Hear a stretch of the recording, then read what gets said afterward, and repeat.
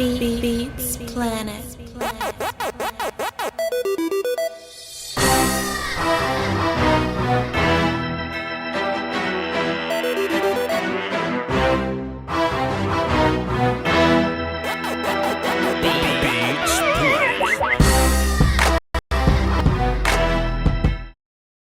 My bad, y'all. My bad, man. I was doing some things prior to hitting the button. Talking to my homie said, man, me and him gonna bring some of this conversation live one day, man. It's ridiculous. But hey, we back. We used to hit the kitchen lights, cockroaches everywhere. Now we hit the kitchen lights and there's marble floors everywhere. Who can identify that rap lyric? But we here. I think the trend that we've kind of been putting out is we do player talk on Tuesdays, and then we just kind of do draft discussion, like general draft talk on Thursday. I think that seems to be the vibes here. It was kind of on accident, but it just kind of ended up being that way. So it might keep being that way. I don't know, but we'll see. But something that's gonna have to change, something that's gonna have to something that's gonna have to not be a thing is like it's way too many receivers to try to get them off in one day. You know what I mean? So every player talk, we've done edge players, we've done D tackles and offensive tackles so far. I want to do receivers next, but I think I'm gonna have to dedicate Tuesday and Thursday next week to watching receivers and stuff. Let me take a look at my calendar, make sure everything copacetic with that, and boom, boom, boom. So Wednesday, yeah, we could probably pull that off. We could probably pull that off. Maybe, I don't know. We'll see. But we're so I'll probably do like 15 players that Tuesday and another 15 players that Thursday because there's so many guys. I was just looking over the list, man, and it's a lot of guys that we're gonna get into wide receiver wise. So give me some time to watch them. I'll be watching between now and like Thursday or whatever, but just keep your eyes open for that. And if I need a couple extra days, I'll let you know because I know that you guys are a very understanding crowd. So if I need a few extra days or whatever, I would ask that. And if y'all grant that request, you know what I'm saying, then whatever. But today we have some general draft talk, some things that I find interesting. It's something that I kind of been hinting at for the last few months or so. I think all last year I've been talking about it because I hate that conversation. I hate the term generational talent. That player is a generational talent. And later on, we're going to get into the discussion, and I'm going to talk about the certain quarrels that I have with the phrasing of generational talent. We'll talk about that. I want to talk about movement within the top 10 and the domino effects that can come along with it. I always talk about, priority positions and positions of need versus like actually, talented players. And if you think about it, I'm just looking at the top 10 or so, and we can get into 15. We can talk about the whole first round if we want to. It's just interesting to look at the top 10 because if you're a team outside of the top 10, what you want is you want a gang of players that you don't need to fill up the top 10. Then if you're a team that's in the top 10, of course, it's interesting to you because you're looking for a certain player that's up there, right? And we talk about these mock drafts. Actually, wait a minute. Because I don't have my charger here, and my computer will sit up and die and not tell me that it's about to die. So y'all give me 25 seconds. Chat box, I actually want y'all to count out 25 seconds. I'll be right back. Hold on.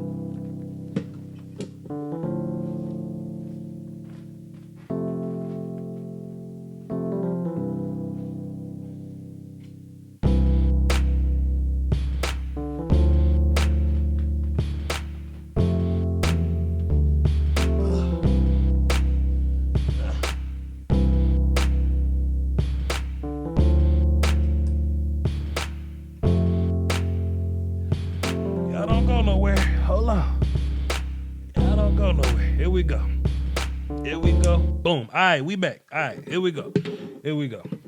Wasn't even going that long. I take a look at these mock drafts, right?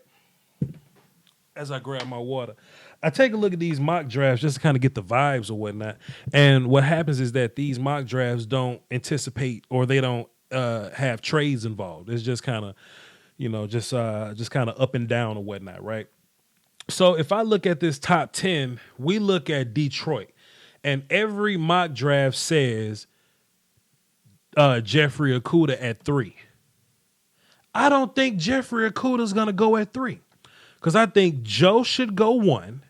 Chase should go 2. But when you get to Detroit, there's this thing that happens. There's this, you know what I mean? This jockeying for position, so to speak, that could happen because you got Miami at 5, quarterback needy. LA Chargers just came out and said, yo, famo, we're not going to run with, you know what I'm saying, Phillip Rivers. Not that Phillip Rivers is not that he's enough to make you not draft a quarterback, but they especially going to get a quarterback now that Uncle Phil's gone. Carolina. I don't think Cam going to be there. So it's possible that they could be looking at quarterback, right? I just think about other teams that could possibly move up into top 10, positioning or whatnot, right? And before my chat box gets started, I know this is going to happen. Somebody's going to say, yo, Voch, that team would never trade up because insert here player. Well, we seem to have this blueprint from the Kansas City Chiefs who had Alex Smith, who was a playoff quarterback. Alex Smith was a playoff quarterback, and I believe they won games with him. They still traded up to get young Pat. And now they're going to the Super Bowl because of that. So I think that if a team has a player that's serviceable, but they could be looking for something that's more, and if they got a guy that they really like, who's to say that they won't trade up? And I'm trying to abolish this will never happen in trade talk or in draft talk anyway, because people love to say, oh, Voch, that'll never happen. Y'all make me sick. Let me look at my chat box, see if anybody said that real quick. Let me see. Colts not trading up. Look at him. Look at him. Never. Look at him. Look at him. Let me go back to my list, right? I think number 3 and 4 are prime positions for a team that's trying to get up. Why? Because Detroit and New York don't necessarily need quarterbacks, or at least we know that Detroit ain't looking for a quarterback. And hey, Daniel's gonna be in the Giants or whatever. So cool. They're not looking for a quarterback, so to speak.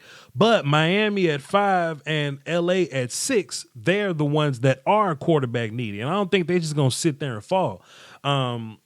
So it wouldn't behoove me too much if a team like let's see. Jacksonville got an extra first round pick, you say? It wouldn't behoove me. We don't know how much they trust Gardner Minshew. We don't know how much Indy trusts Jacoby Brissett. We heard Tampa Bay come out and say, "Hey man, we just gonna stick with Jameis." But we also heard Bruce Arians say, "Man, look, we win with that motherfucker. We win with any of these motherfuckers." You know what I'm saying? So who's to say that Tampa Bay won't move up? I think it'll be interesting. Drew Lock seems to have a hive now, so I don't think Denver's gonna do any movement or whatever. But who's to say? Who's to say? I think somebody else is interesting sitting up at 29 right there is Tennessee. Who's to say that Tennessee won't just risk it all to go jump in front of somebody, that if you're a playoff team with Ryan Tannehill, that they want to just risk it all to go get a guy like Tua Tagovailoa. This makes sense to me. These things make sense to me. I want to talk about I'm gonna really get with the chat box on this, and we taking calls, of course. I really want to get with y'all to help me think about this, because I ain't got all the answers. I just do a little goofy YouTube show. I don't know what the hell going on. I want to hear y'all's thoughts and opinions on teams that could possibly move up, where they're going to move up, because where indicates who they trying to jump the hell in front of.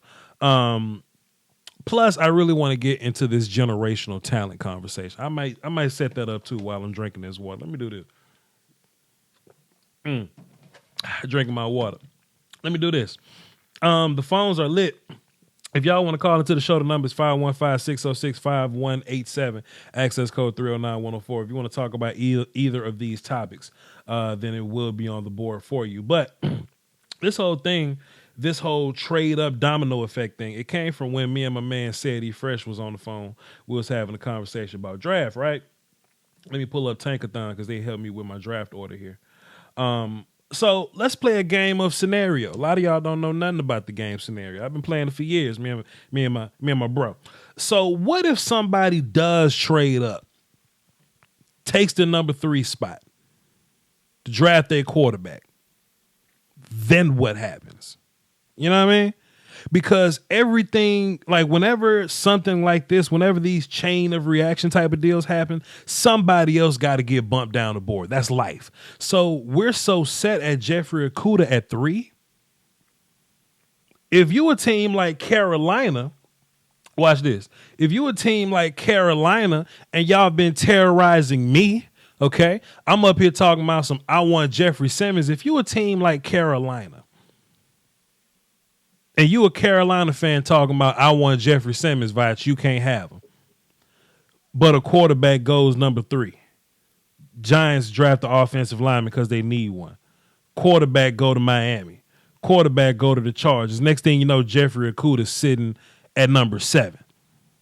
So if you're a Carolina fan, we're talking about domino effect now, right? If you're a Carolina fan, would you rather have Jeffrey Okudah or Isaiah Simmons? And Jeffrey Okudah, we talking about one of the best cornerbacks come out since Jalen Ramsey. That ain't me saying that.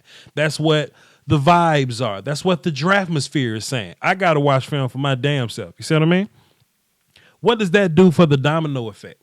Right? Watch this. If Jeffrey Okudah somehow falls to 7, then Derek Brown's going to bump down a little bit. Then, of course, Jeffrey Simmons is going to bump one more spot. Then it's just going to keep bumping and bumping and bumping. Then next thing you know, we're still looking at teams that could possibly go for what I'm talking about here. Go for one of your edge guys. We talking about teams. It's still 3 first-round offensive linemen that we possibly talking about. I've been seeing people say, hey, it may be like 5 or 6 first-round offensive linemen. Well, possibly, but how many of those guys are going top 15? And I've been seeing a mixture of 3 or 4 guys going top 15. Well, what if that fills out? The next thing you know, if you're a Raiders fan and y'all been terrorizing me saying, Voch, there's no way Jeffrey Simmons get past 12. What if Jeffrey Simmons and Jerry Jeudy sitting on the board at 12? What you do? I think these conversations are interesting. I think we need to talk about them. You know what I mean? So what I want the chat box to do, because I know y'all going to be vocal through this whole thing because y'all got a lot more minutes. Y'all got a lot more minutes to talk than my phone people. Somebody said they want to take Isaiah Simmons over.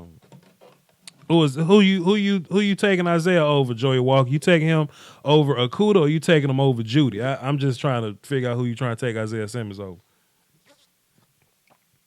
Because I think Jeudy next. I also think Jeffrey's next. Here we go. Jeudy ain't slipping past 10. How do you know? Everybody y'all say ain't slipping past this. They always slip past this. We got to stop this. We got to stop this. John May, Jeudy ain't falling. We got to stop this. We got to stop. Call into the show. Call into the show and tell me why you think Jeudy ain't falling. But that's that setup. It's a wide receiver from Bama. Who gives this? The last wide receiver from Bama just went, 19? 20? What's my man's name? Ridley? No, not Ridley. Calvin. What's my man? Calvin Ridley? Yeah, Riley. Yeah, Calvin Ridley. Not Riley. He's he with the other. Calvin Ridley, right? He just went 19 and 20. Stop saying what won't happen. We need to stop saying what won't happen. And you know what, Jordan Whitley, you just took your message back, but I saw it. You took your message back, but I saw it. Jordan Whitley, I saw it. Jordan Whitley says CeeDee Lamb better than Jerry Jeudy. It's a lot of people that think that. It's plenty people that think that. Aerojet, CeeDee Lamb could go before Jeudy. It's plenty people that think that. I need us as a community to stop saying what won't happen. We gotta stop. He went 26. My fault. Appreciate you. He went 26. Cool. Okay, that's that setup. So chat box, I'm gonna come back and forth to that. Let me set up generational talent. Then we'll get to the phones and we'll get back to the chat box and have this conversation with that. I want to know what a generational talent is because it seems like every year we have a new generational talent. You know what I mean? In my mind, what that means, what a generational talent means, that we only get one of these kind of talents every generation. So in my mind, a generation would be, I think about, me and my family. I think about the people that's one older than me and one under me. So a generation is like what, 10 to 15 years or so? We can't say that somebody is a generational talent and we got 3 talents like that within the same generation. You see what I'm saying? So if we have Ezekiel Elliott and we call him a generational talent, and right before him, Todd Gurley was a generational talent. Then right after Zeke, Saquon Barkley was a generational talent. You see what I'm saying? We can't have 3 talents in the same generation, because then they're not generational talents. They may be, hey man, you only get one of these players like this every 3 years, but you can't say every generation. We look at think about the Bosa children, right? Time out. Let's think about edge players in general. In the past 6 years, okay, look, watch this. A generation is 10 years. Think about the generational edge players from the past 10 years. Jadeveon Clowney was a generational guy. Myles Garrett was a generational guy. Both the Bosa children are generational guys, and Chase Young is a generational guy. You know what I mean? Let's define that. Generational talent is 6 years. 6 years ain't no generation. It's not no generation. A little more over the average NFL span. That's not a generation. That's a career. You know what I mean? Like somebody explain to me what a generation is, right? Barry Sanders and Giants LT. Okay, perfect example, right? When Lawrence Taylor, we're talking about Lawrence Taylor, not LaDainian, because he ain't generational. He just got a bunch of touchdowns. Lawrence Taylor, fight me if you want to. Lawrence Taylor is a generational talent. Let me tell you why. Because not only was he the first edge player of his kind, but we didn't see another edge player like him for what, 12, 13 years or something? Or something like that? Who was the next great edge player after Lawrence Taylor? That's a generation. But we can't have Khalil Mack and Von Miller in the same conversation and call both them cats generational. You see what I'm saying? That's what I'm saying. Until Derek Thomas. So how many years is that? How many years is that? Somebody give me that. I was born in 92. I missed that. How many years is that?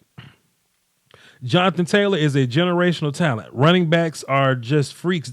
They're just freaks nowadays. Well, that ain't generational. And I don't think Jonathan Taylor generational, but hey, that's me. Gurley, top notch is equal. Okay, we ain't talking about Zeke offensive line, because Cowboys offensive line been weird for the past 4 years, especially run blocks. I definitely ain't trying to hear that. And this coming from a Cowboy fan, somebody watch every single game of the Cowboys multiple times. No, we ain't doing that. Generational talent means finished product. I don't know that, because, sometimes you can have talent but not have polish. You know what I mean? Y'all give me these answers. I'm going to keep looking in the chat box so we can have this conversation, and then I'm going to go into the phones and we going to get what they talking about. Another example, Michael Vick, right? When Mike Vick was playing quarterback, that is generational. What his specific genetic makeup was in terms of what he can do with his feet and with his arm. No other quarterback did that till like Cam or something. Maybe, possibly, something like that. Because think about this. Because there's been running quarterbacks, right? Like guys like Taj Boyd and Pat White. I really just talked about them last time, right? Like guys that run the ball and can throw the ball. Tebow was another guy that can run the ball and throw the ball. But who's throwing the ball like Vic but can beat Tyreek Hill in the foot race? So from Mike Vick to Lamar Jackson would be my example of generations, because that's a generation. You see what I'm saying? That's what I mean by that. Cam wasn't as special as Vic. I agree. Vic was way faster than Cam. Cam ain't fast. Cam is super mobile to be that huge, but like fast as Cam. That's what I'm saying. I don't think Warren. See, I ain't putting Warren Moon in that conversation either. Warren could move around a little bit, but Steve McNair can move around a little bit. Donovan McNabb can move around a little bit. Hell, Fran Tarkenton could. You know what I mean? But who's scooting like Vic and can throw? That's what I'm saying.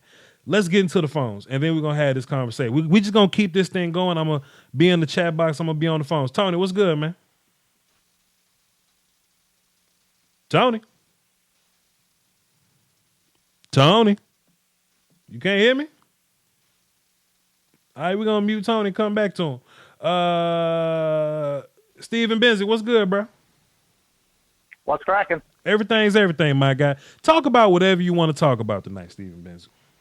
Okay, so we're going to break this down in two different sections, right? First, I'm going to tell you what a generation is, okay? Mm-hmm. Very simple. You and me are what's called the millennial generation, okay? That spans from roughly 1990 to about 2000, okay? Sure. Okay. 10 years. Okay. Roughly 85. Actually, I take that back. 15 years. 15. After us, it's called Gen X. Okay. It started in literally 2000, went to 2015. Mm-hmm. Those are generations. So when people are talking about how you have generational players, it needs to be a span of 15 years. I'm sorry, because that's generation. Okay. Now, my best one would be probably Walter Payton to Barry Sanders, because that's two different generations. Right. Okay, Walter Payton, generational talent back in the 70s and 80s. Mm-hmm. You know, Barry Sanders, generational talent in the late 80s into the 90s. Mm.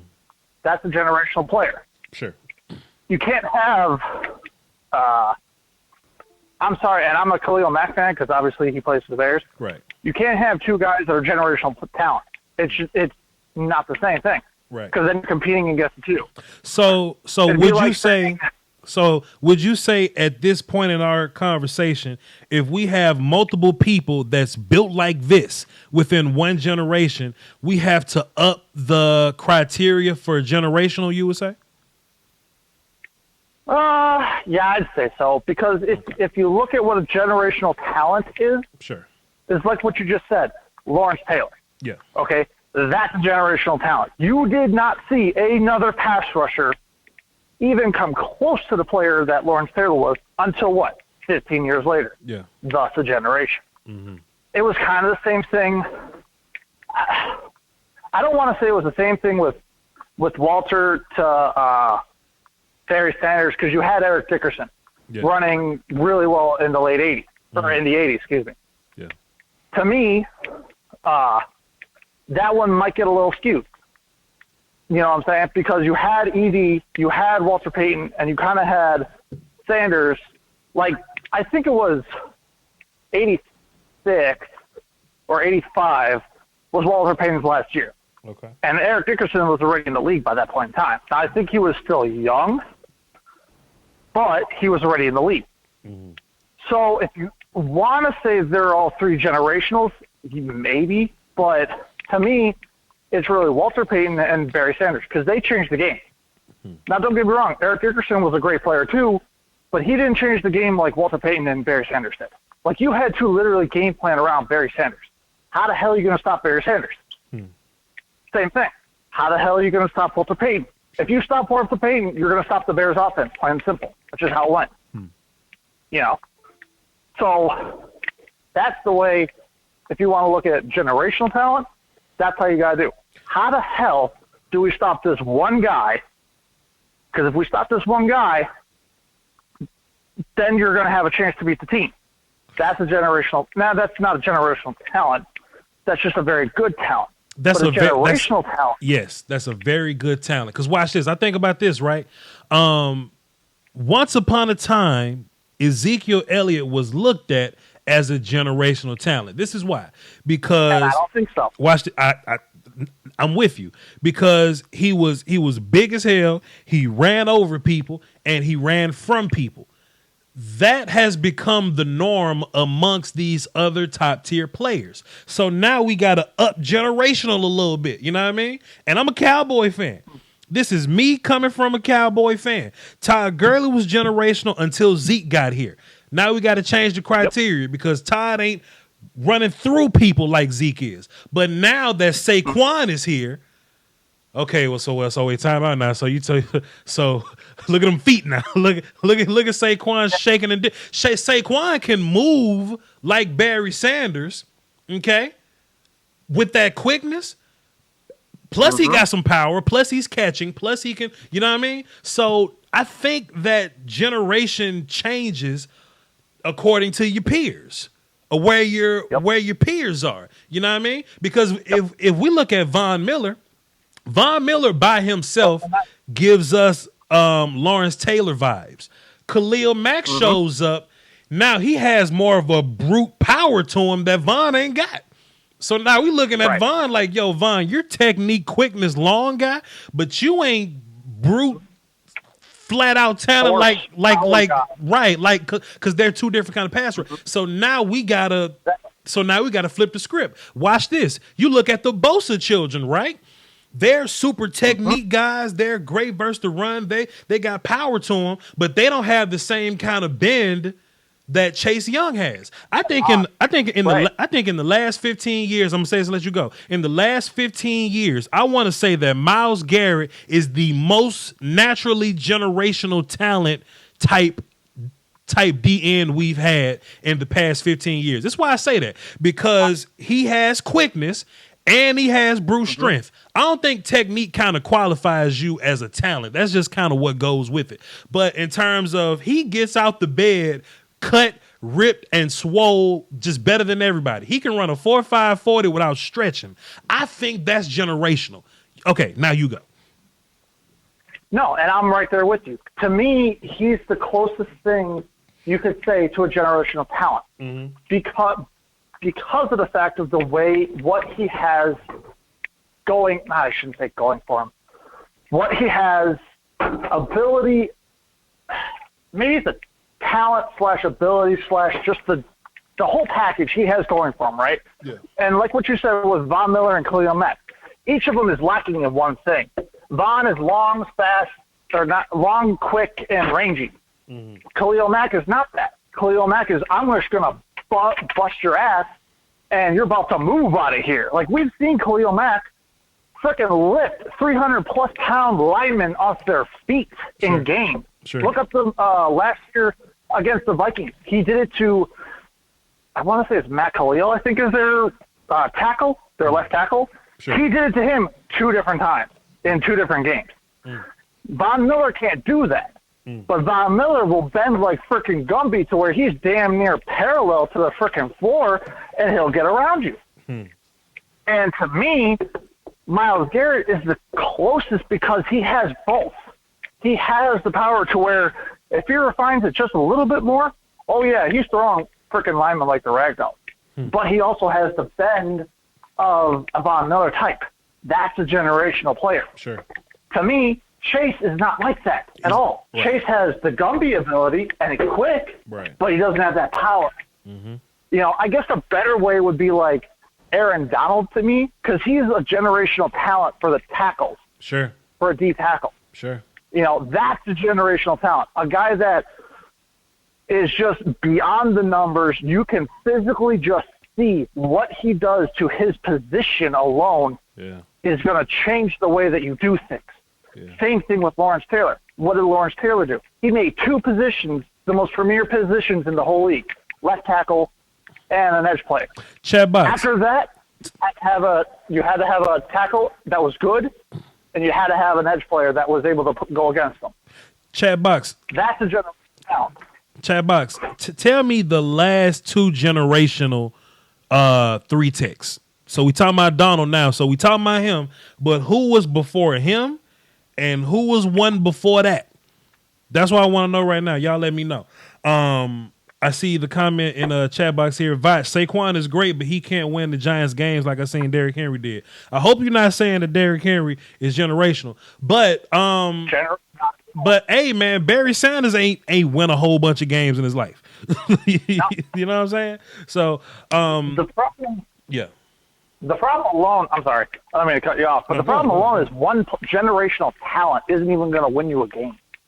Now, Lawrence Taylor will wreck a bunch of freaking games, and back in the 80s, when you could almost kill freaking players, especially quarterbacks, yeah, he could do a lot of damage, but him by himself, you would not win games if it was just him and a bunch of scrubs.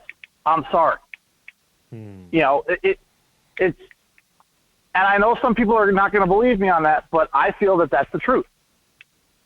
You know what I'm saying? Interesting point. Yo, man, I appreciate you for calling in. I got 3 other callers, man, but hey, man, get in that chat box. We gonna keep talking about this, bro. Salute.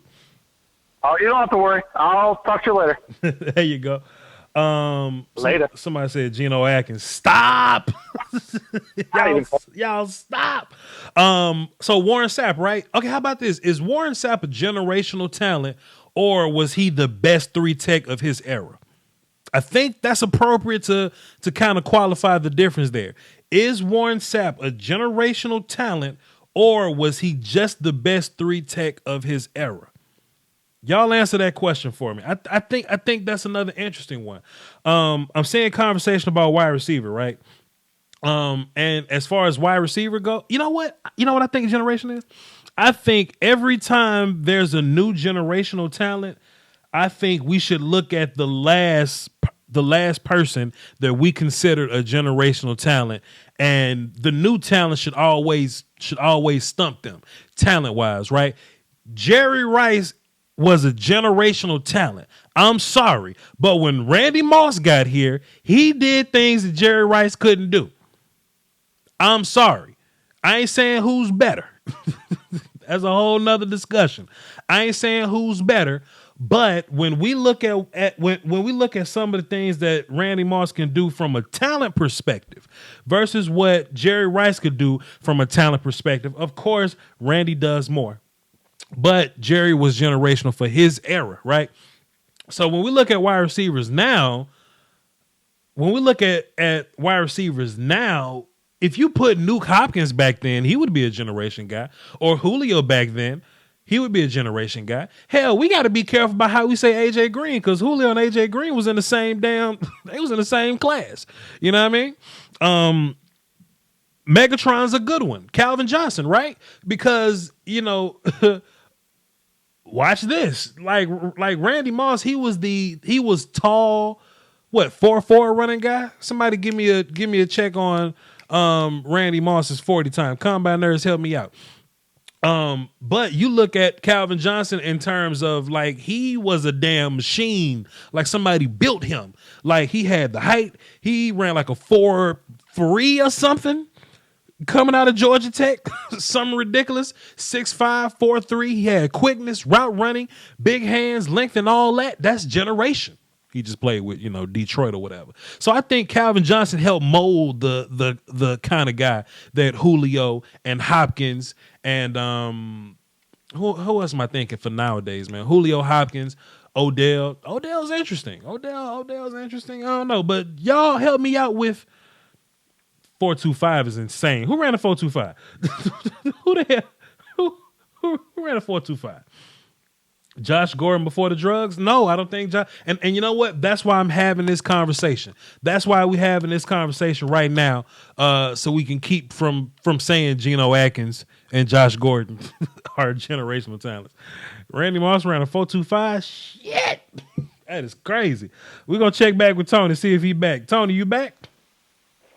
Hey, yo, what's up, Voch? Hey man, you must have put your phone down or dropped it in the sink, man. Turn your house up. What's going on? We checked in with you twice, my guy. Oh, I was making some food. Well, I guess your food's more important than the generation. Okay, I'm playing. What you got for the show, my guy? Talk about whatever you want to talk about.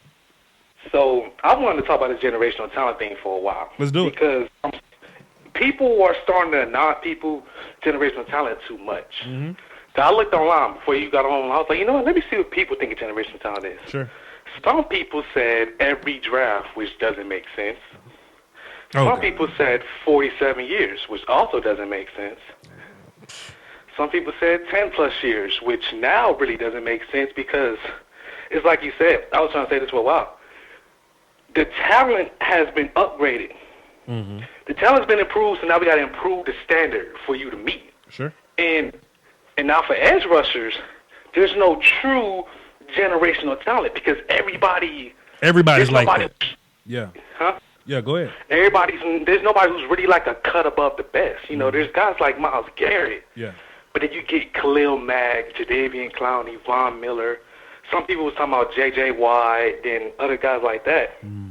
Even for D tackle, I was thinking, you know, maybe we can count Aaron Donald as a generational talent. I do.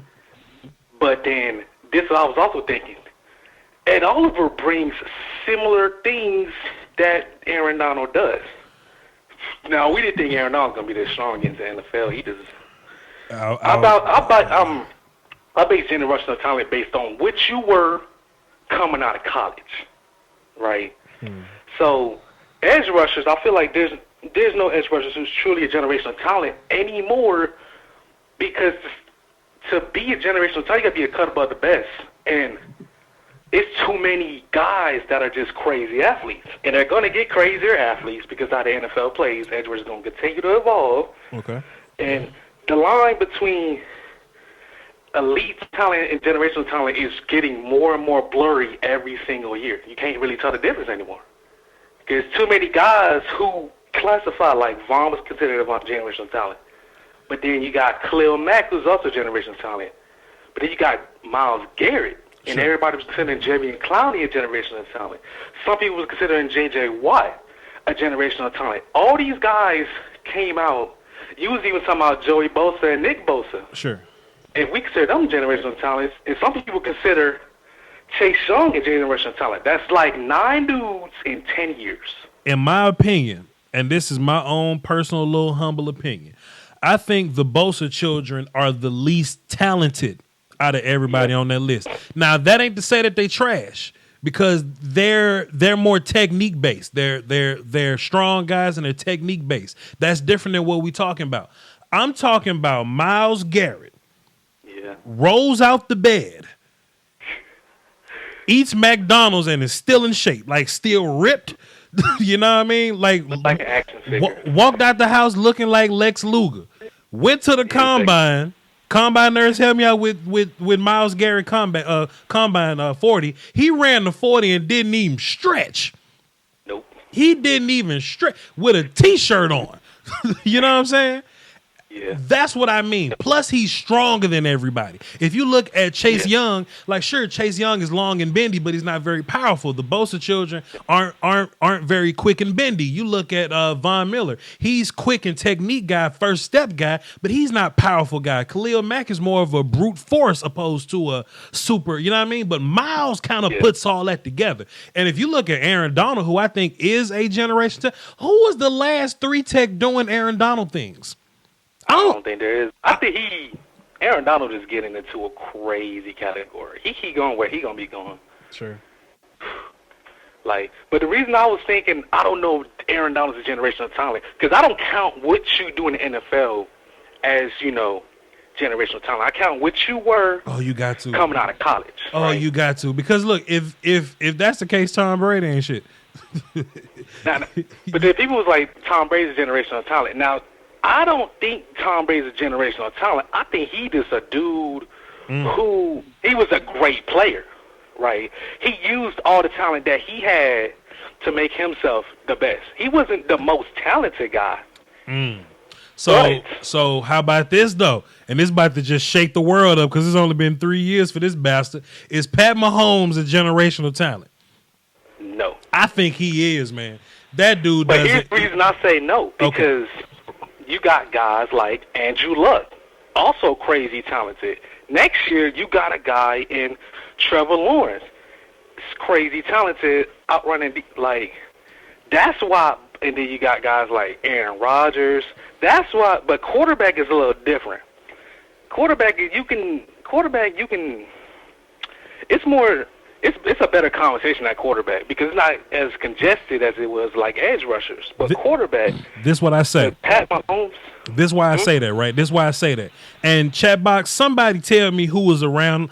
Like, there's a lot of people that was around when I was doing this. Who remembers me saying Pat Mahomes is my number one quarterback? I said this, but the reason why I said Pat Mahomes had the best arm talent I've ever seen, because he can make accurate throws without mechanics. You see what I'm saying? Like everybody, like you can have top tier mechanics and have great arm talent and make great passes like Andrew Luck, but Pat Mahomes can run right and turn across his body with the left hand that he don't throw with and make a pass in the back of the. He's done it and make a pass in the back of the end zone. We've seen him do it. He is an and one football player. I think that's generational quarterbacking. See, I don't know if I want to say I don't think Pat Mahomes isn't a generational talent. To me, a generational talent got to be a cut above the best. Now, you kind of right. Pat Mahomes make throws that I'm mechanics. The only dude who can really argue against that, only other person who probably could do that is Aaron Rodgers, and he came out a long time ago. Sure. So let's say that Pat Mahomes is a generational talent, right? Mm-hmm. Because the thing about me, generational talent, you got to be a cut above everybody else, right? And you know what? Pat Mahomes is one of them guys. He got the arm. He got the speed. But what about Josh Allen? Josh Allen got the crazy arm, and he fast. Now, he ain't got none of the mechanics like Pat Mahomes. Josh Allen got that big arm, kind of like Ryan Mallett has a big arm, or what's my man Todd Detmer had the big arm. You know what I'm saying? Or no, not him. Kyle Bowler. You know what I mean? Yeah, they're big arm cats. Big arm guys always gonna exist. But Josh Allen missed slants. Yeah, that was also my next conversation. Okay. How much do we put polish into being a generational talent? Because I started thinking, I'm like, let's say we had a receiver come out, right? Sure. Huge, run like let's give him some crazy stuff. Like he run a 4.1, got like a 41-inch vertical, but can't run a route to save his life. You talking about DK Metcalf, ain't you? Yeah, sort of like that. Hell nah, he ain't generational. Exactly. Tony, I got plenty calls, man, but I thank you for calling. I thank you for sharing, brother. Yes, sir. Oh man, it's a great conversation. I've been wanting to have this conversation for a while, so y'all can tell I really want to get this off my chest. Somebody was like Ray Lewis, right? Well, sure. I love Ray Lewis. Ray Lewis is the greatest linebacker of all time, in my opinion. So you would have to say, okay, what puts Ray Lewis over Brian Urlacher to make Ray Lewis the guy from that generation? You know what I'm saying? I'm not saying Urlacher is better. I think like I said, Ray Lewis is the greatest of all time.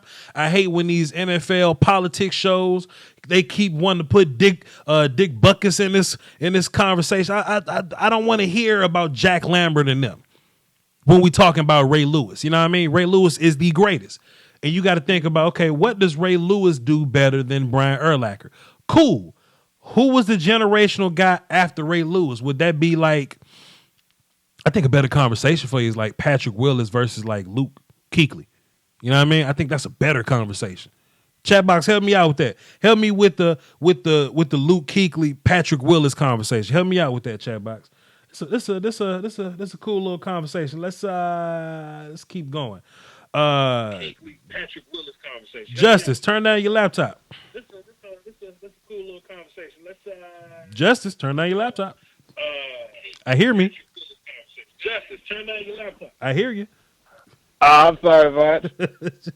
What's good, my guy? What you got for the show? Hello? What you got for the show?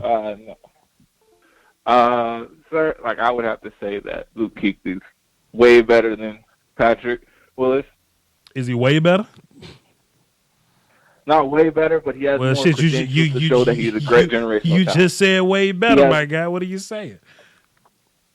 They both have Super Bowl appearances. If that's what you mean. They do, but one has 2 defensive players of the year.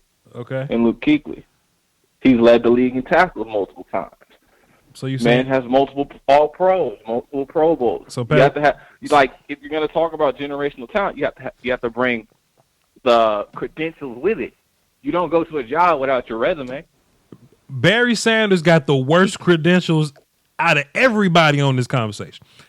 Everybody. But he's considered, some put him in the best running back ever conversation. You know, he's a generational talent, and does Barry Sanders have a playoff win? Somebody help me with that. Does he have a winning season? Somebody help me, please, chat box.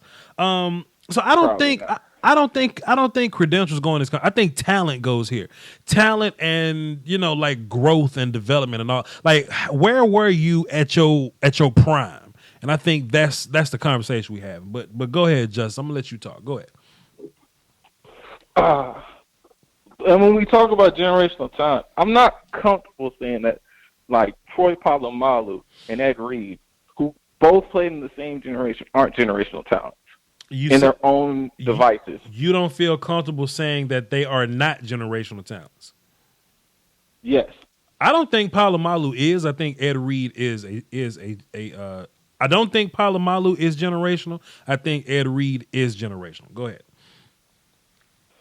Ed Reed is my favorite football player, but Troy Polamalu did some things that he made plays when the Steelers needed. They were both considered the top safeties at their time. He was, and I know that he wasn't as athletic as Ed Reed, and he probably didn't make as much plays on the ball as Ed Reed.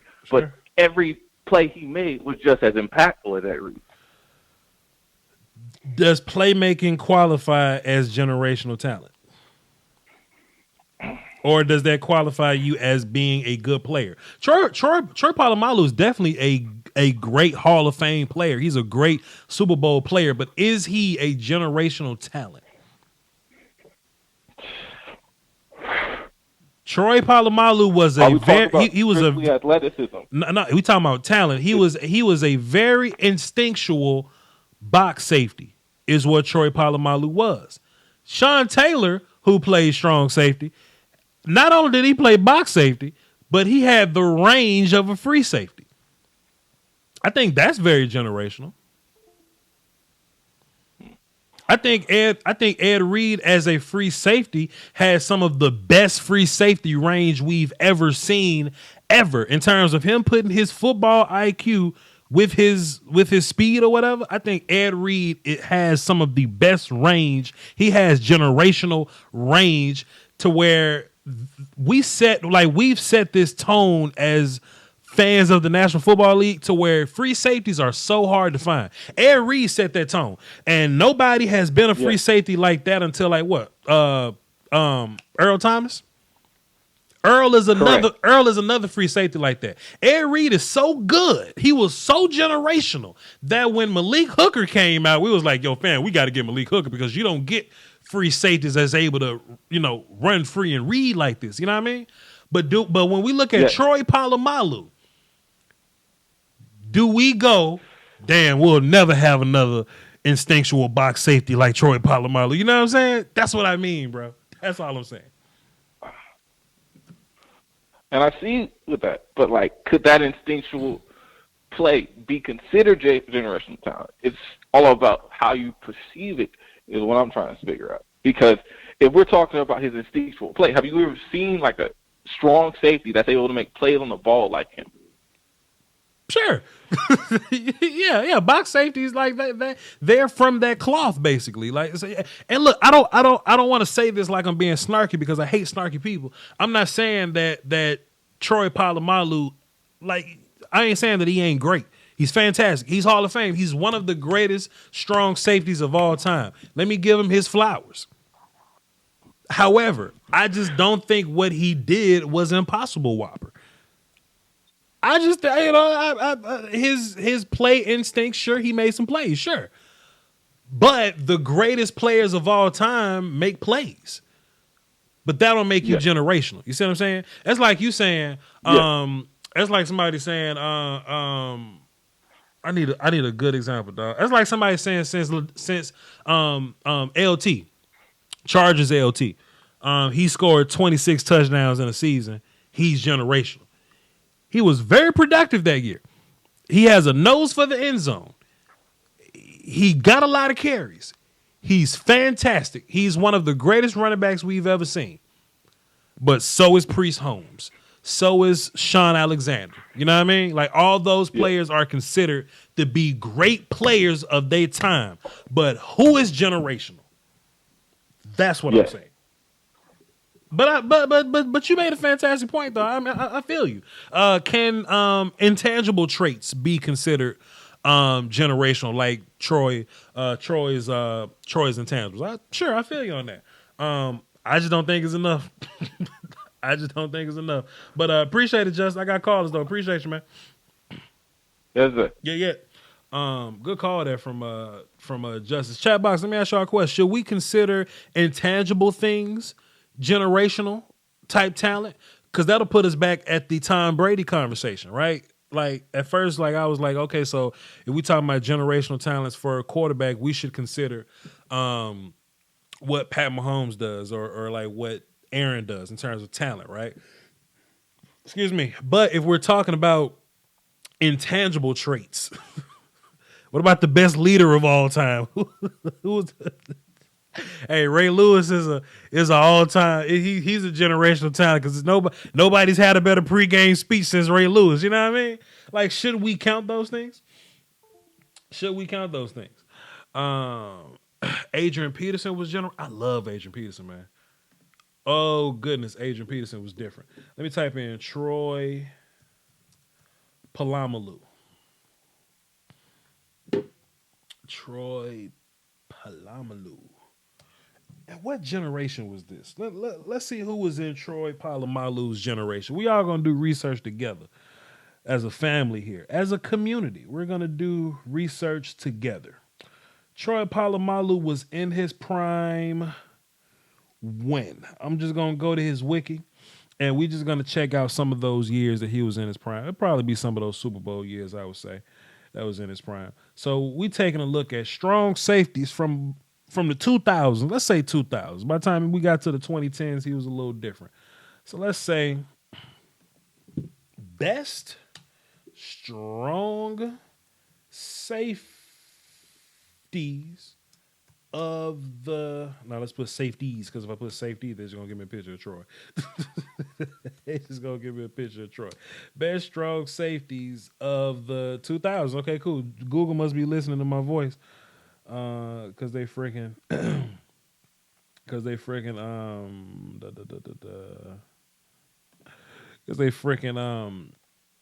took my words and they put it directly into a Google voice. So let's see.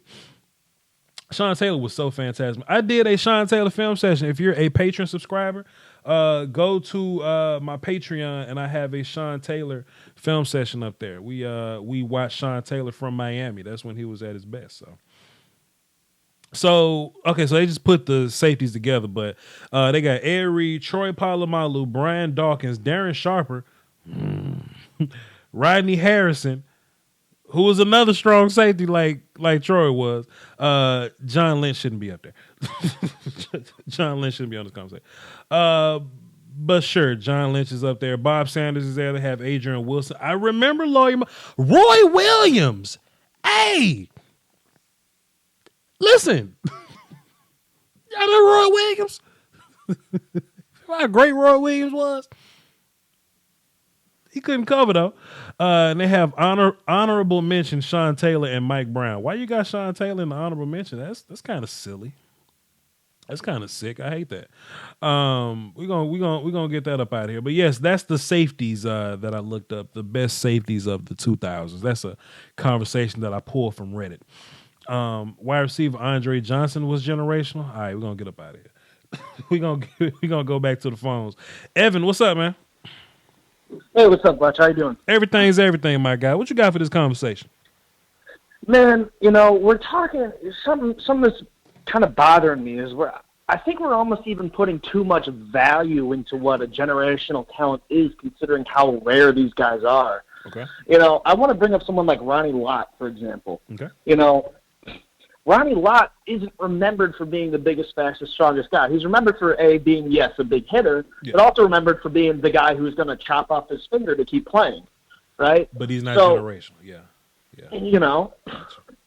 It's stuff like that. Like, I think I'd rather put more value in the guys who are going to come into the league, and especially nowadays. I mean, all these guys are in the top 90th percentile of athletes ever have existed. Even some of the and I know there's differences in like tiers like that, but like now I think really, especially nowadays, the parity is now going to have to come through the intangibles and the mental game. You know, something that makes Aaron Donald great is that he has post-pass rush clinics where he gets everyone else from around the league to come in and they all work together to study to make their technique better.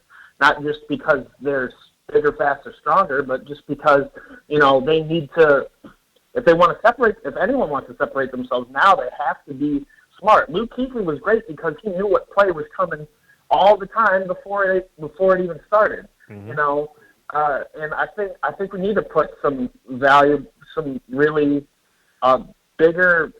I'd rather get someone like a Nick Bosa or a Joey Bosa who are just technically sound and understand the game so well than to, you know, take a risk on someone like Jadeveon Clowney or a Dominican Sue who just had dominant college careers and are still very, very good players, but just kind of, you know, they didn't have the NFL career that we all expected them based on just how physically good their college was, because sometimes there's just that extra level. So peep this out. I feel what you're saying, but you're bringing a different dynamic to the conversation. Like we're having two different talks right now. We're talking about what is a generational player. We're not talking about what player would you rather have. Because Robert Quinn can go out and lead the league in sacks and get 19 sacks like he did that one year. But he ain't a generational talent. He's more productive. I just made this post the other day on my Twitter. If y'all ain't following me on Twitter, y'all should. Chandler Jones has been quietly in the top 10 in sacks since like 2013. Right? Like he's been top 10, he's been top 8, he's been top 3. In 1 year, he led the league in sacks. But we ain't talking about who's the most productive. We're not talking about who's the best players in the league. We're talking about who's a generational talent when we're talking about drafting, when we're talking about player evaluating, who's generational and what is a generational talent. I feel what you're saying. I would much rather have the more productive player because, you know, the Bosa kids will probably be more productive than a Myles Garrett. But that's not to say that Myles Garrett isn't more talented than them. You see what I'm saying? Jerry Rice made a whole career off route running. You see what I'm saying? But that's just a different conversation that we have. Yes, but so what I'm just kind of questioning is then what are we doing when we, you know, hold these generational talents, so-called, in such a high pedestal? Because a lot of them, even especially as good as they were, still had to work just as hard as everybody else to sustain and to keep themselves a cut above.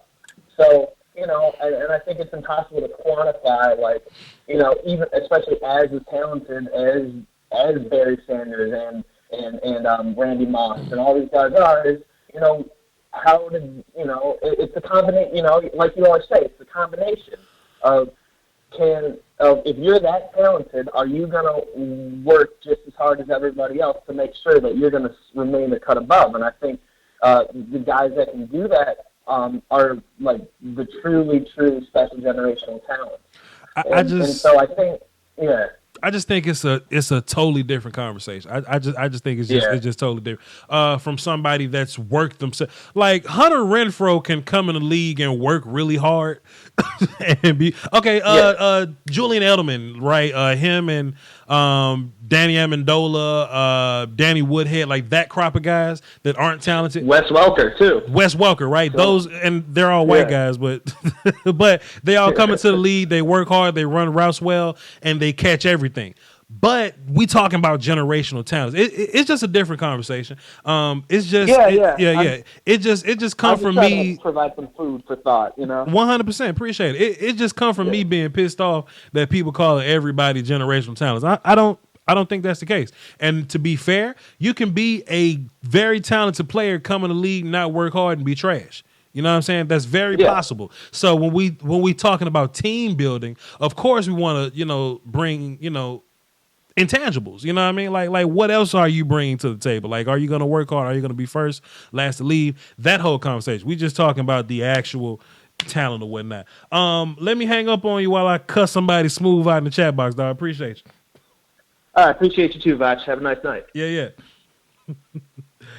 Andre Johnson ain't no damn generational talent, and I won't stand for it.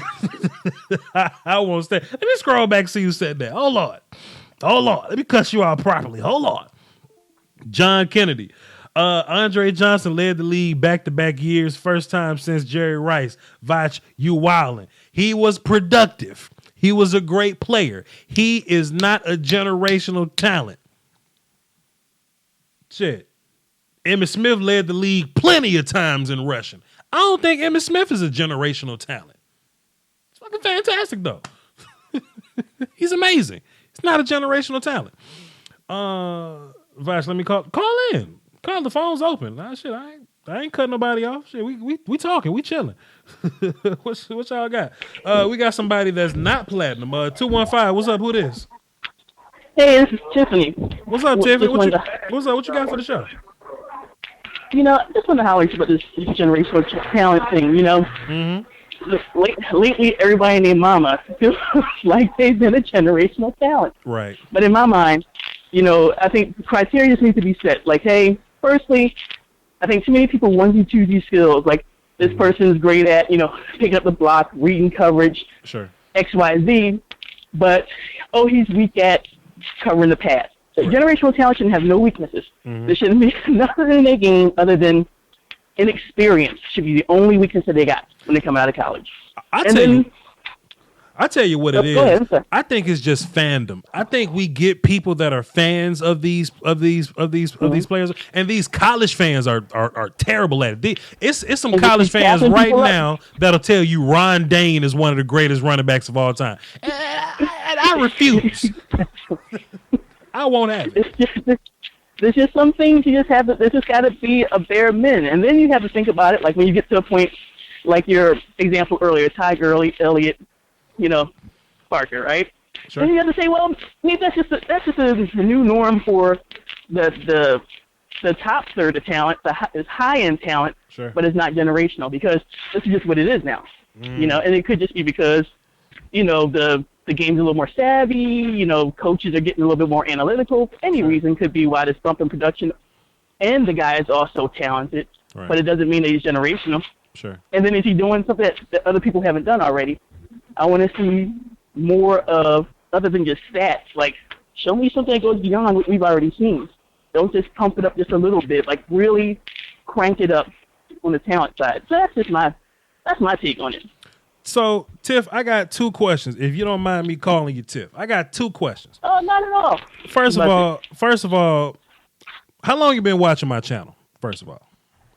Well, I just found you a couple years ago, and believe me, I listen. And I play in some leagues, blah blah blah blah blah. But you're pretty much the only guy who really covers IDP, defensive side of the ball. Sure. So. Sure. Okay, cool. Second question. Okay, do you consider Jalen Ramsey a generational talent? Jalen Ramsey? Let's talk about it. Let's talk about it. Let's do this. You know what? I guess an argument could be made, right? I mean, an argument could be made for anybody who operates at that level. But at the same time, you don't just see people giving up, like, oh, we're not going to try and keep a guy because of whatever reasons. They kind of let him go. Sure. Without much of a fight. Sure. Generational talent teams typically bend over backwards to keep that dude. So, okay. He could be good. He could be, well, not could be. He is elite, Okay. But is he like that? If you had to go, this guy or that guy, will you find a guy that you'll take over him?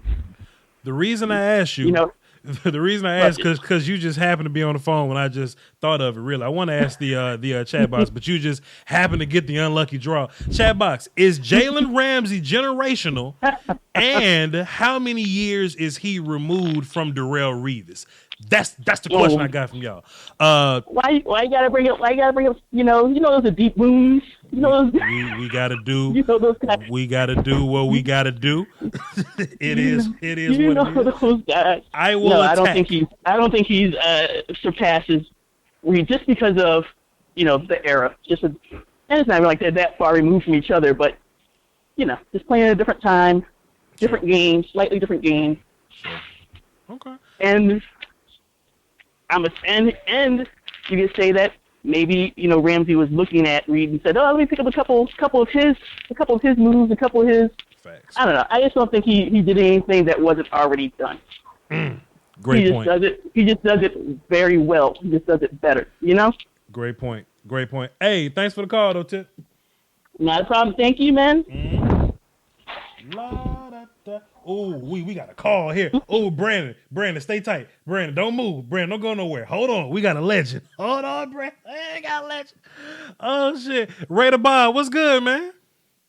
Oh, man, it's been a long time. I know you're talking about, generational talents. Yeah. How about this? How about a super talent, Des Bryant? Yeah.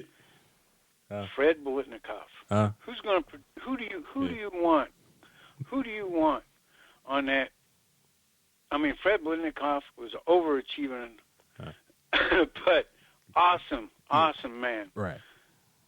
And Des didn't use his talent. I mean, didn't. He used he subsisted on his talent. Are you implying that Biletnikoff is better than Dez Bryant, sir? In a clutch situation. Oh, goodness. Oh, goodness. Okay, let's have this conversation, right? Let's make this basketball analogy. And the reason I'm making it is because it's very basketball. fresh. Bill Russell got 1,000 rings because he was a generational athlete in a time that's never seen him. If you put Bill Russell versus Shaquille O'Neal, Shaq probably smokes him. Okay? New talent is always better than old talent, in my opinion. So I don't think Dez Bryant or Fred Biletnikoff, I don't think either one of them. I don't know, like, you know what? So how about this though? Wait a minute, Raider Bob. You may have brought a new dynamic to my mind real fast, right? I just took the wildest stretch of the imagination. Like Emmitt Smith. Who did he run behind? The guy with two first names, Larry Allen. He run behind an awesome offensive line. So watch this though. Should we incorporate?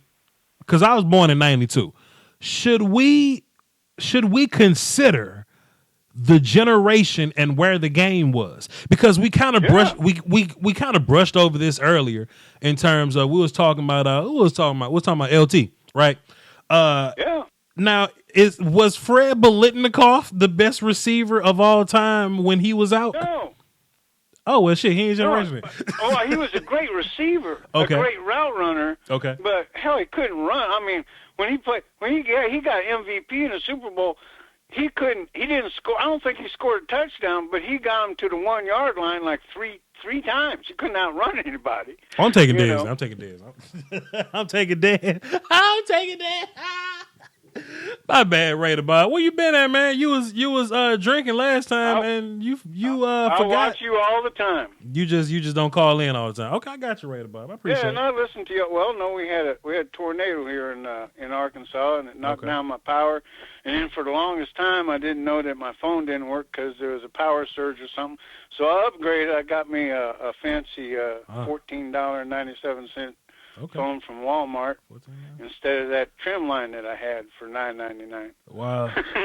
Well, but I listen to you all the time. I'm looking forward to the draft picks.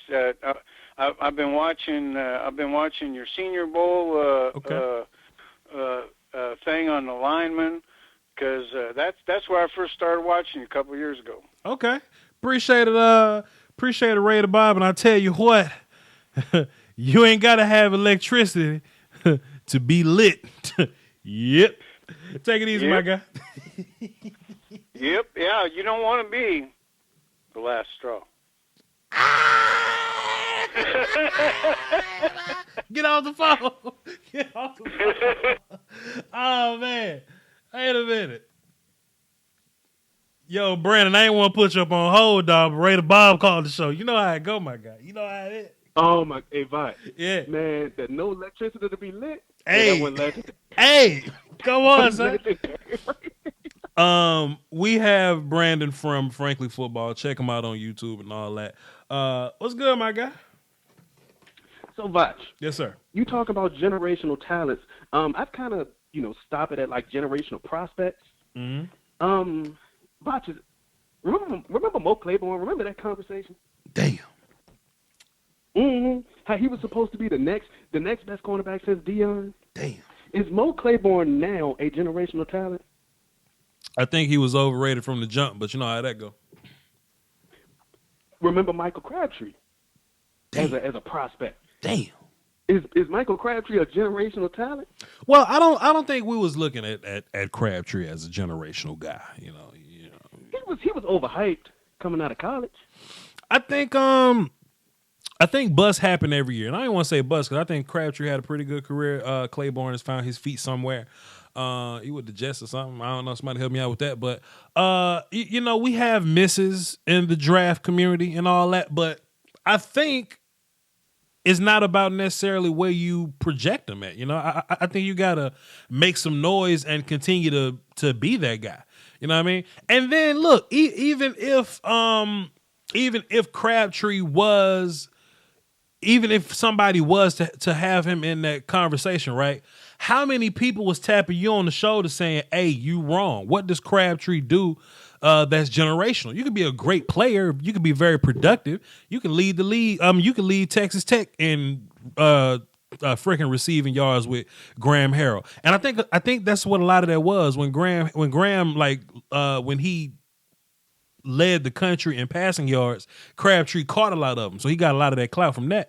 But when you look at him, what do you do generationally? I can look at Randy Moss and see what he does generationally. But I think there's a lot of people that would look at Michael Crabtree and say, "Oh, he did this, he's generational." And I think that's why this conversation is so important. And that's why I hate the word generational. It's a buzzword now. Sure. People throw it around because they and I feel like, modern pundits do this more than anything else because I think that we as people needed this. We need that our generation to do so much better than the last generation. You know what I'm saying? Sure. Like people really thought that Darren McFadden was gonna be, so much better than Adrian Peterson 1 year after he came out of the draft. You know what I'm saying? Yeah. Yeah. Like people always need the next step to be so much higher, so they throw out the word generational every single year. First, Myles Garrett is generational, and then the very next year, Nick Bosa is generational. You know what I'm saying? Yeah, yeah. I think so. That's not saying that these guys aren't going to be good, but what makes you think that they're going to be better than somebody like a Lawrence Taylor, who was really worthy of that word? I just think generational is a buzzword that media scouts use to describe a player that's better than just a top tier player. I think that's what they do. Honestly, I think that's what they do. But you just got to find a way to explain it. You know what I mean? Like you've got to have a word that distinguishes Chase Young from Yatur Matos. You know what I mean? You just got to have a distinguishing word. And I guess media scouts, the word that they came up with was generational player. And I think there's some merit to generational player. I do think there are such players that only come around once a generation. You know what I mean? But that's a fantastic example right here too in the chat box right here. Chris Lampton. I think basketball really has a good grasp on this thing. I think the problem is that in basketball you only got 5 starters. In football you got 22. You know what I mean? So it's easy to go from Magic to Jordan to Kobe to LeBron. You know what I mean? It's easy to go from generation to generation. But if you got 22 starters on damn 32 teams every year, of course now we're going position wise. Now we're breaking down, generation here, generation there. Football is bound to have more generational talents than basketball is. But it's just an interesting conversation. Go ahead, Brandon. Yeah, that's very true. Let me ask you this. Mm-hmm. How much of that push for that generational word is coming from the collegiate people who may be on that player's side and really want to see that player succeed? And I guess be kind of biased. Sure. College is a nasty business, man. You basically selling your guys. You selling your player. Hey, this is what he's generational this. I don't think he's generational, though. Chase Young. I don't think he's generational. I think he's a very bendy 6'5" guy, which is fantastic. Yeah. And he should be the second overall pick in that way, because this is a passing league and pass rush, all that cool. But can he run over people like Myles Garrett? I don't see, you know what I mean? Like I don't see him doing that. So if you want to rank it or whatever, I think he's less generational than a handful of people in this generation of pass rushers or whatever. It's just a conversation. Yeah, I feel like you can just call him elite and leave it at that. I'll take like that. he is an elite talent in comparison to everyone else in this class. Absolutely. Like that's easy to say. Absolutely. But saying generational, I think, is disrespectful to other guys like Von Miller as a talent. He was clearly an elite talent, but to call Chase Young generational, I think is disrespectful. Sure. Well, Von Miller plays like a DN, but Sure. true DNs. Julius Peppers. Mm-hmm. Yeah, that's disrespectful to guys like that. That's interesting. What do you think? That's interesting. Because if you use generational comparing them versus a talent that's elite, then that's like you saying, oh, Chase Young is going to come fresh out the box better than Von Miller.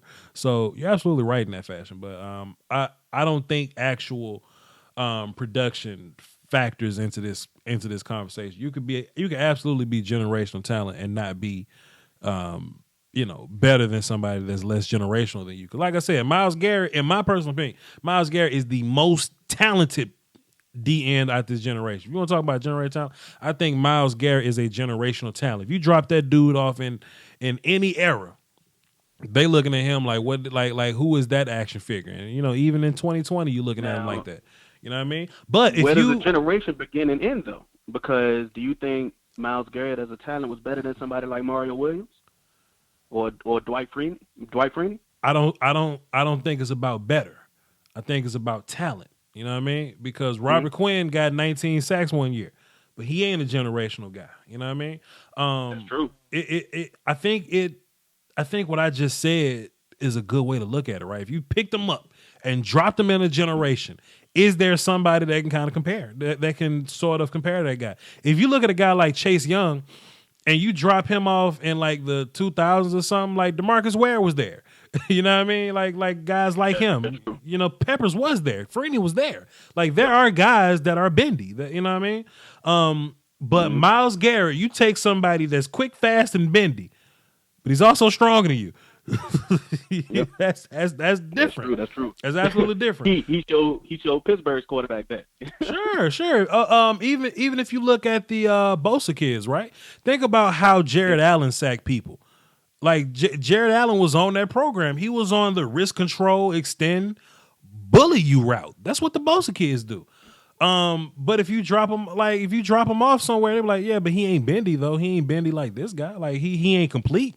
I think Myles Garrett is complete as a package of skills, right? If you Absolutely. If you look at the sliders, Myles Garrett got everything on 99, my guy. It's all on 99. Chase ain't got everything on 99. Chase got, Chase's strength is like an 80 something. Nick Bosa's agility is like 80 something. You know what I'm saying? It's different. It's different. And I think that comes from them just not having a grown man body yet. Yeah, they big, but sure, they ain't got grown man strength yet for their size. You know what I'm saying? Myles Garrett been grown since he was 14. That is not hyperbole. That's what I'm saying. Myles Garrett had that coming out of college. Sure. I don't think Chase Young has that yet. Yes, he's super big, he's super strong, but he still got to kind of like grow into that a little bit. So you think Chase Young gonna get a little swoller? Oh yeah, definitely. We'll see what happens. Definitely, man. He gonna get on that protein program, and he gonna not necessarily bulk up, but yeah, his muscle is gonna become fill out a little bit more refined. He's gonna fill out a little bit. I understand. Yeah, he gonna get that. He gonna get that peanut butter and milk treatment. Yeah. Gotcha. Yeah, definitely. I just think more guys have to be comfortable with being like remember Tim Brown for the Raiders? Wide receiver. More guys got to be comfortable being that. Yeah. And Tim I said Brown was a great player. I said that earlier, man. Chandler Jones.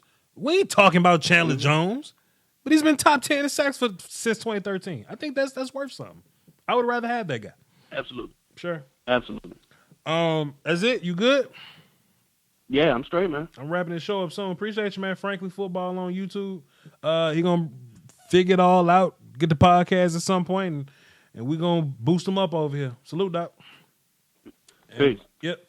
And we got the last call of the night. The conference has been locked. We gonna get this call in, and we're gonna talk in the chat box for like 5 minutes, and we gonna dip. That whole other conversation didn't even happen. That whole movement in the first round conversation, we didn't even had that conversation. But it's cool, whatever.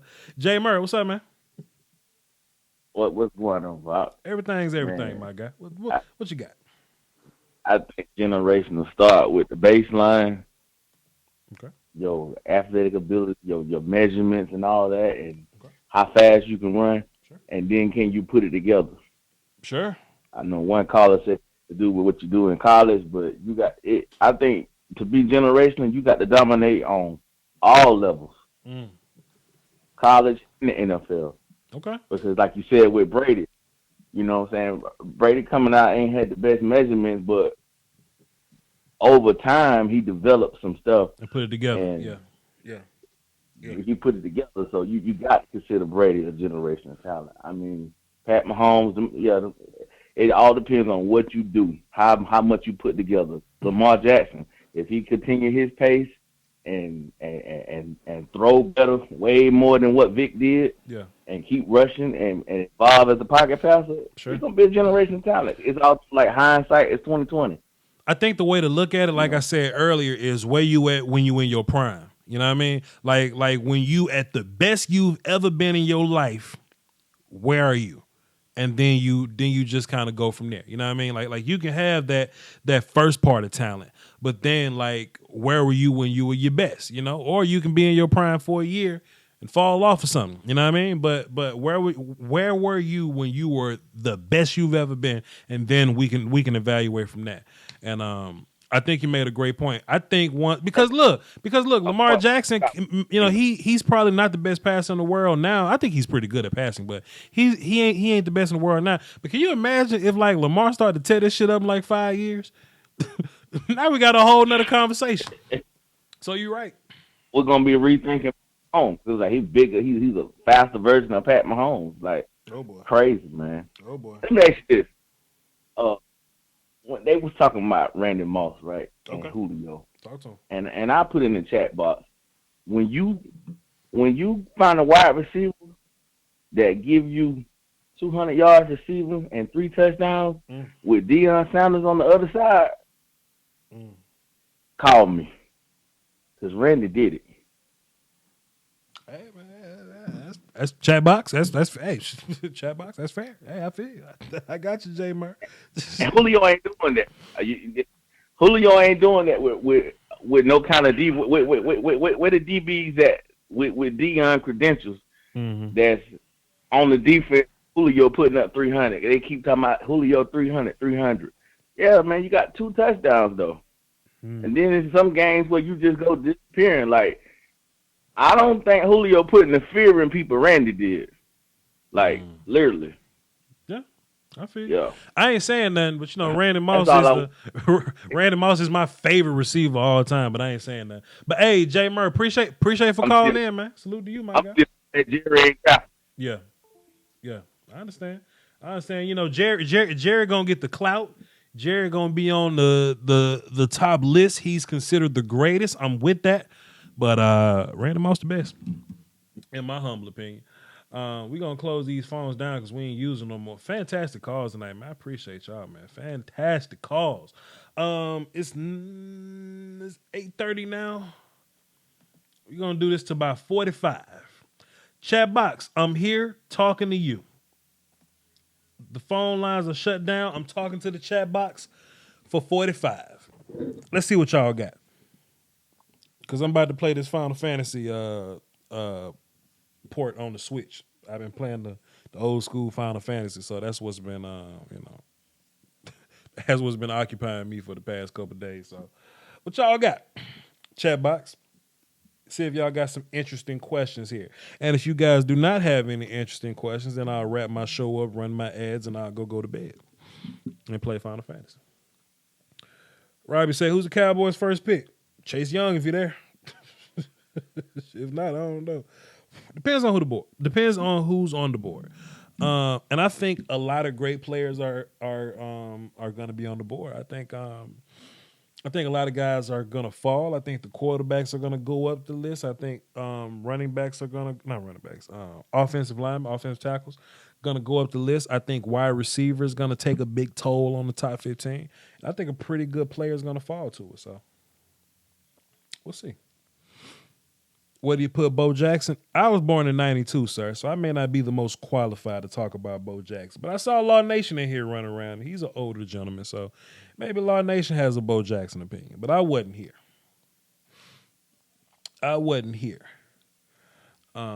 Who's staying at the free agency? I think Coop and Byron going to be here. I think guys like Anthony Brown don't stand a chance. I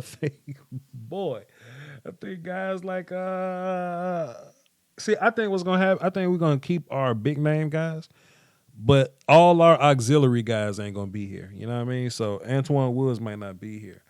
I don't think Malik Collins gonna be here unless he take like some cheap bread or something. I don't think he's gonna be here. But I think the big guy's gonna be here.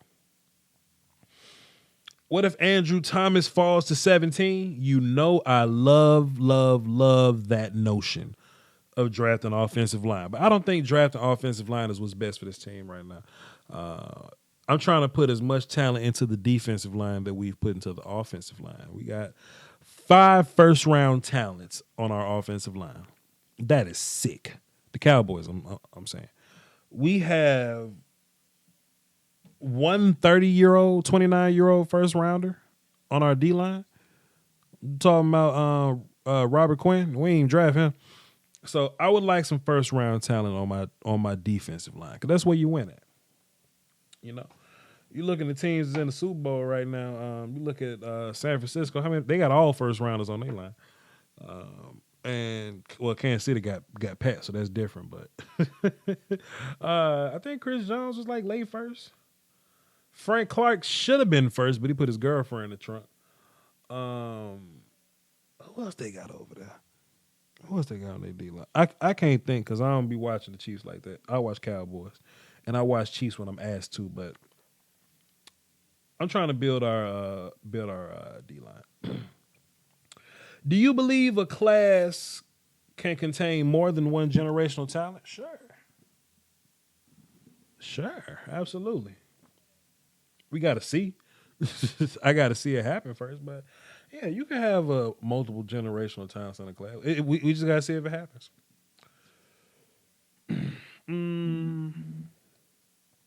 What position or players would you trade up for if you were a GM? The only player I'm trading up for, if I'm Dallas, I'm trading up for Isaiah Simmons. And that's just how I feel. I know I was just talking all that D-line shit, but boy, Isaiah Simmons is different. I'll take that guy right now. Go get him. I had to give up like a third or something to go get him. I ain't had a third. Like if I got to trade up to like number 10, like number 11 or something to go get Isaiah Simmons, I'll do it. But I don't think that's gonna happen. I think we're gonna stay put, and I think we're gonna have a great player there, and we'll just go from there. A free agency show. We'll talk about free agency when free agency gets here. Sure. Bo Jackson was next level. Sure. Losing David Irvin and Randy Gregory. Oh, the weed got both of them. The weed got Randy and David Irvin, boy. I don't think Randy smoked no more, though. I just think Randy tired of waking up 3 a.m. peeing in cups, though. I just think he wants some time to himself. And that's fair.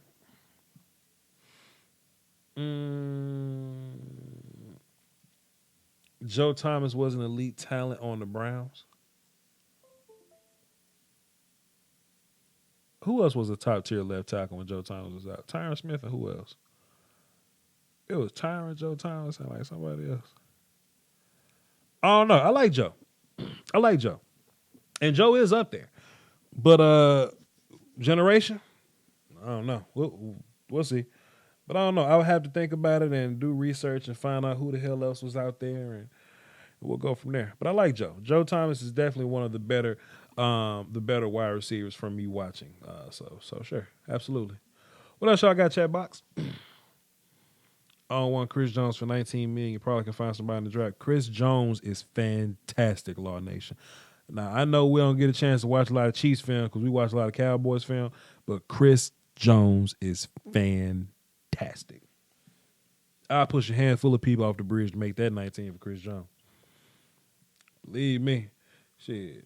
I know, what's my man? Michael Bennett.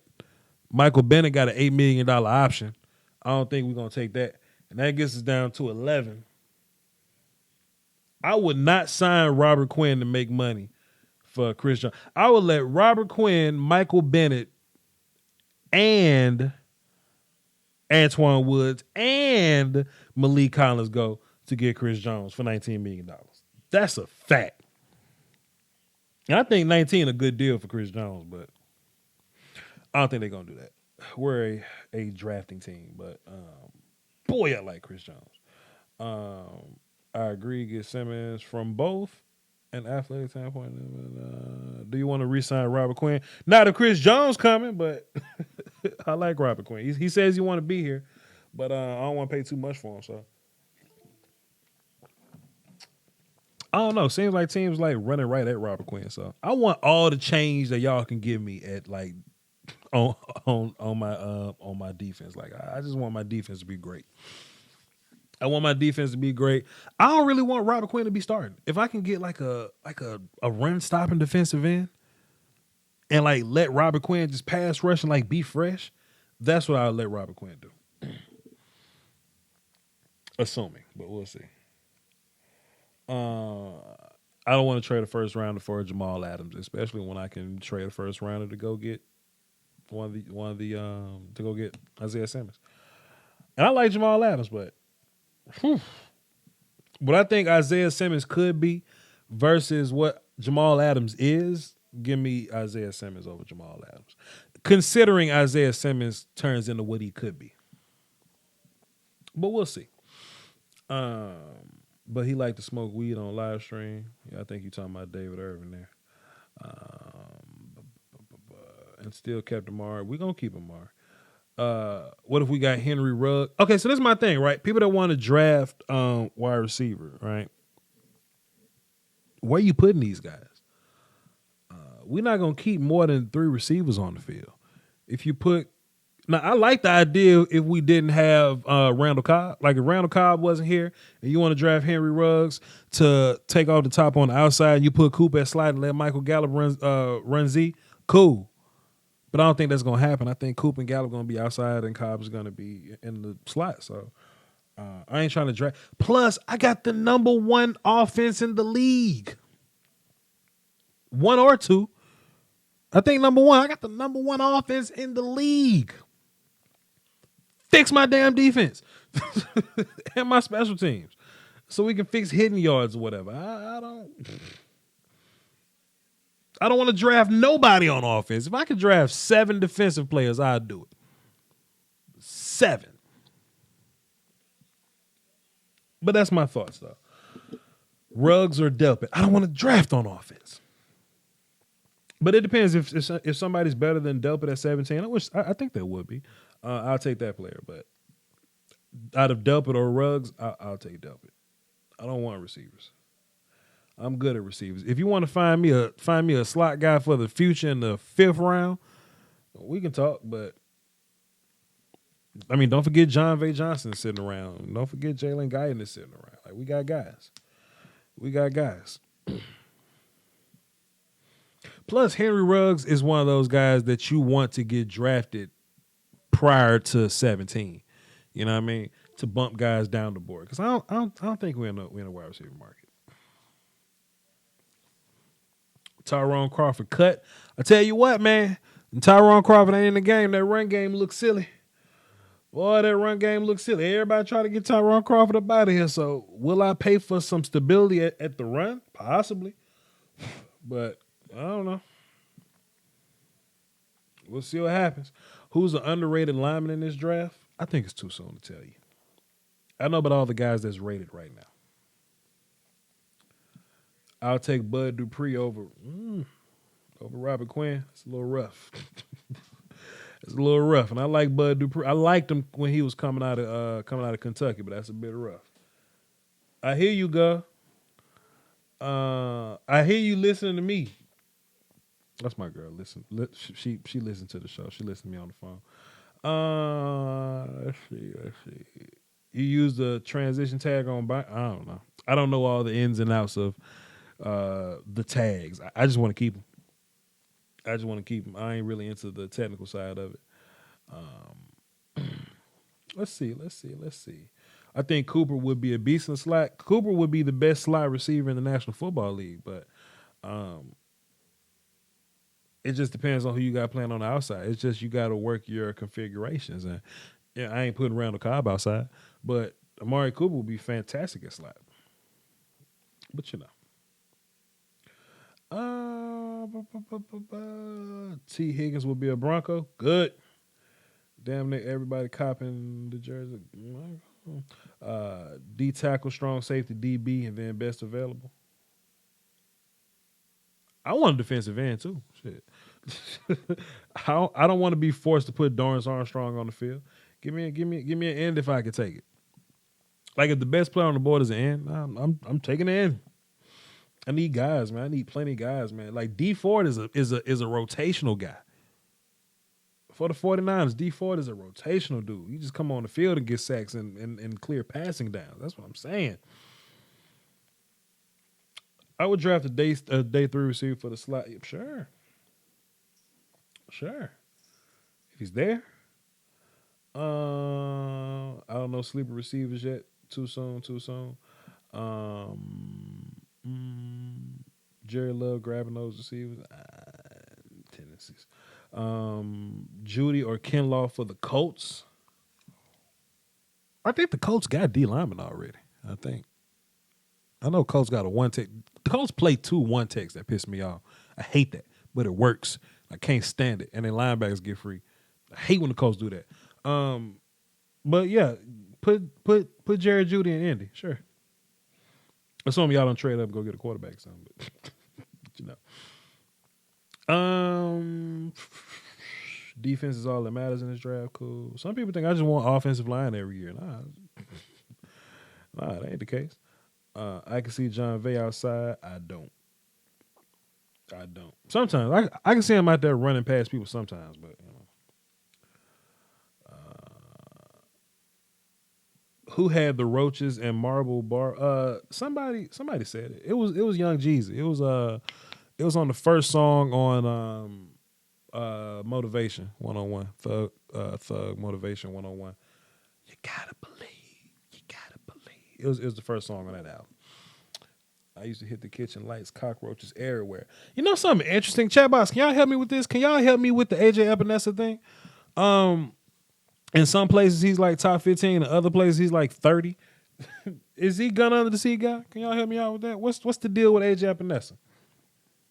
Help me with that. I like him too, because he ain't flashy, but he one of them get the job done guys, and I need more get the job done guys than flashy guys. And I want him at 3 tech, so.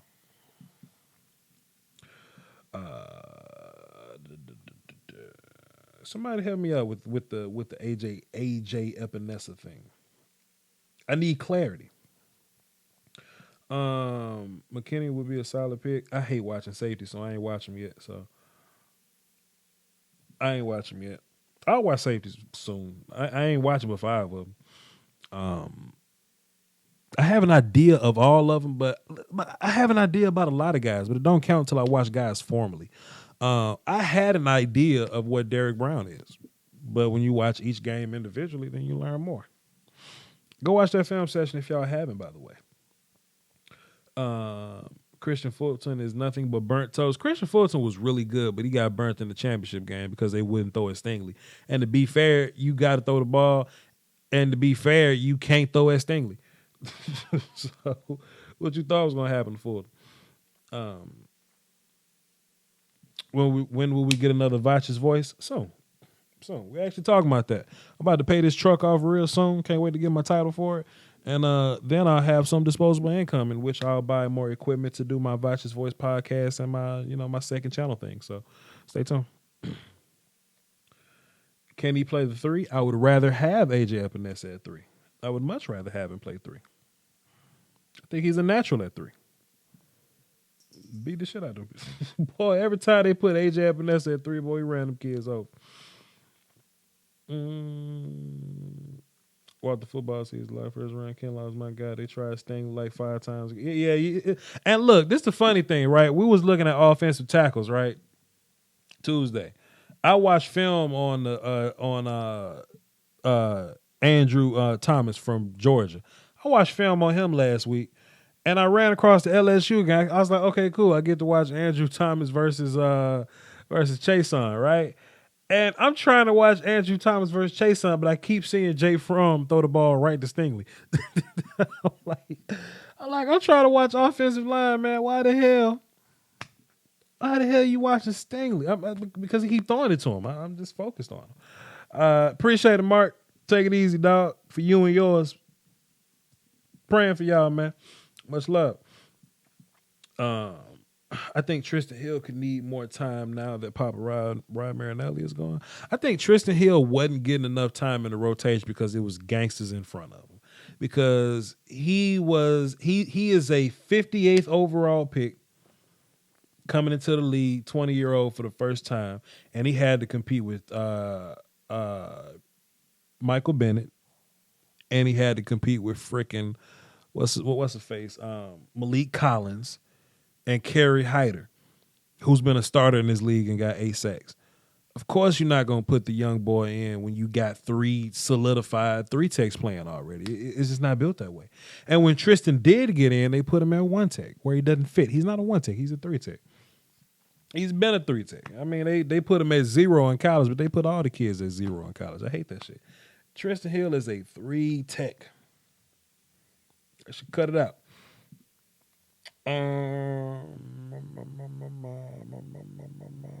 He had a disappointing season and people are down on power rushers. You know, man, Joey, I had to grow out of that too because I can't stand power rushers. I still don't. I like bendy people, but I've got to put respect on power rushers because they win too. They win too. Not everybody wins with speed. There's a lot of ways people can win. You know what I'm saying? So we'll see. We'll see. Yeah, that's why I mean more and more. Yeah, I feel you on that. Chat box, like, that's all y'all got. I'm going to give y'all another minute of soda. Viking bars. Y'all let me know. If y'all ain't got no more good questions, we just going to leave. We just going to wrap this thing up. We just going to get up out of here. We just going to go. That's it. All right, I'm about to go play Final Fantasy VII. Hey, I appreciate y'all for tuning in, man. This was a fun one. How long we been doing this? About an hour and 48 minutes. God, I'm spoiling y'all.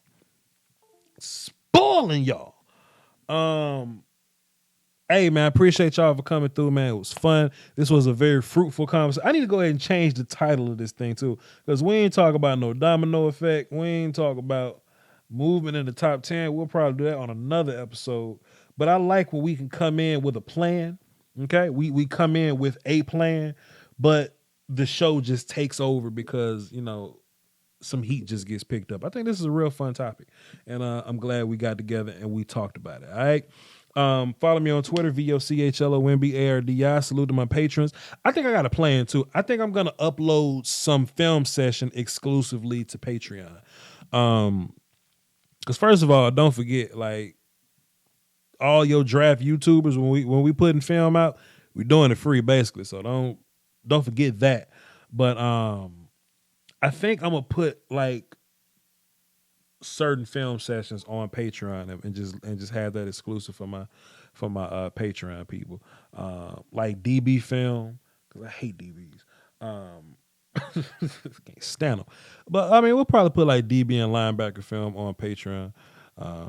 And we'll do everything else for the viewing public or whatever. We really make the babies in these kind of conversations. This is really where your favorite YouTubers get the most out of y'all. Come from these live streams, come from these other miscellaneous think pieces or whatever.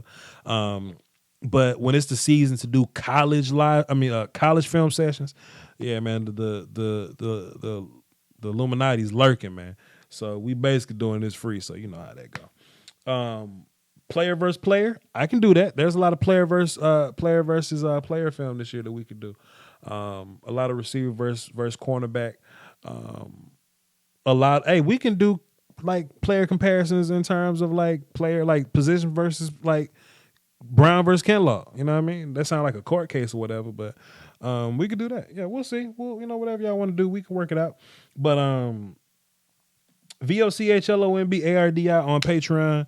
And hey man, I appreciate y'all for tuning in. Y'all hold down for the Doski Woski and Peace Weesk. I'm about to run these goofy ass ads or whatever. If y'all cut the cord, if y'all don't have cable, man, check out affordablesticks.com. Check out Channels for Cheap. And put that app onto your Fire Stick. I do it. I'm a girl one or whatever. We don't pay for cable around here. All you need is some internet. And you'll be good to go. All right.